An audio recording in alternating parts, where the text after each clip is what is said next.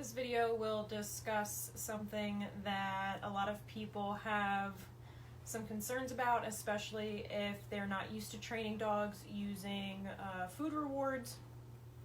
And so I'm going to discuss how to start moving the dog away from expecting a food reward to be on your person at all times.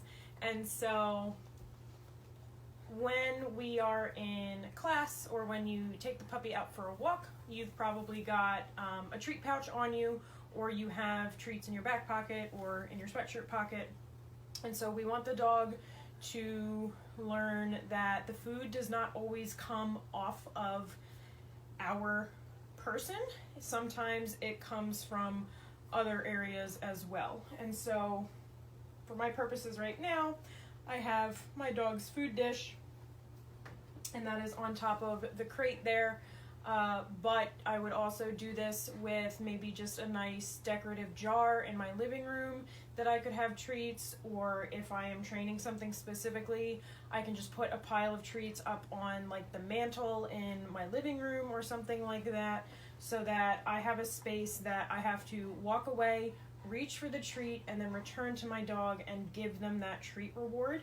And so since a lot of what we teach the dogs to do is using a lure, one of the ways we can start moving away from that lure pretty quickly is pretending to have that fake treat. So if I pretend to have the fake treat, my dog, yes, wants to follow my hand because he thinks that when I hold my fingers like this, that means I have something in them, because usually I do. And so he followed this hand even though it didn't actually have a reward in it, because he's used to me having something in my hand to reward him with when I hold my fingers like this. I still rewarded him anyway, so I had the fake hand. If I do this and I lure my dog around, yes, my goal there is for him to follow my hand, and he did. So I'm still going to give him a treat afterwards, otherwise this won't work anymore. So if I lure my dog like this with a fake treat, yes, but then I never reward him, he's going to start ignoring this because this becomes a trick. So when we use a fake treat, you're still marking the dog for doing the correct behavior, so they're doing the thing that you asked, so you're still going to reward them. You're still going to say yes as soon as they do the correct thing that you want, and then you're going to follow that up with a treat.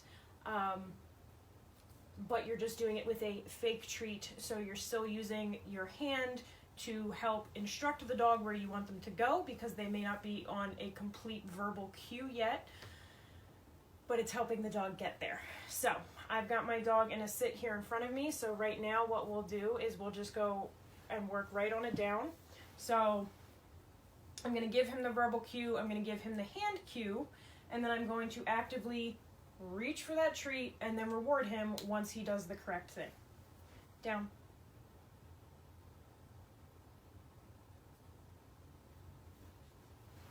Yes, good boy. So my dog isn't totally on a verbal yet, so I have to do that hand motion to help him along, but he still did it. So I said yes, I reached for the treat, and then I gave him the reward. So now I'll just ask him to move into a sit. Sit.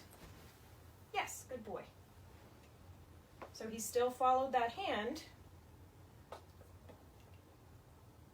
but it didn't have the reward in it. I had to actively reach for the reward. So we'll do a down again. Down.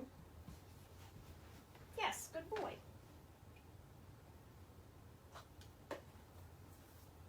Sit. Yes, good dog. And so right now, the area that I'm working in is close to where the treats are, but I can also spread my treats out and move them away from us so that we are working at a farther distance. So if I put my treats over here, I ask my dog to come over here, and I ask him, sit. Yes, good boy. Then I walk for my treat, I return, and I give my dog the treat. Now, if I go to walk away to get my treat and my dog gets out of position, then I want to go back, reposition my dog, go get the treat, return and reward them. And that also tells me that the treat is a little bit too far away to start out. And so then I want to move back to working with my dog with the treats, not on my person, but closer in closer proximity to what we are doing. So we'll do it again. Sit. Yes, good boy. I reach for the treat. I give him that treat because he did what I asked. We'll do down again. Down. Yes, good boy. And so we start out with the treats near us, but not on our person. And then that helps solve the problem later of, or the question that we usually get is, well, the dog's not going to be given treats their entire life. And that's true, they won't. But while they're this young, we want them to be rewarded for the things that they do correctly. And so this is going to help them start learning that I might ask you to do something. I don't have my treat pouch on me. You still need to listen to me because you might get that treat this time. I'm just going to have to walk away and go find it and then bring it back to you. And then this way the dog starts listening when you don't have that treat pouch on you. And if you're having the trouble of, my dog won't do anything until I put my hand in my pocket or I reach for my treat pouch, the dog is relying on these movements as part of the cue. So if my cue for my dog to sit is sit, yes, hand over the head, that's his cue. But if I had worked into that sequence every time, the hand signal plus my hand going into my treat pouch, and then I move to just the hand signal and my treat hand hasn't moved, the dog will learn to look for that and they will wait until they see you move for your treat pouch because they think that is part of the pattern. And if that has happened to you, then you just need to take a couple steps back, go back to a lure with the food in your hand for real this time. You go back to that lure, you make sure that your other hand is not moving, it is not doing anything. You go back to that lure so that the dog starts to learn that the cue is just this one hand, not I give you the cue, I also reach into my treat pouch while I do it. Dogs are very good at picking up on stuff like that.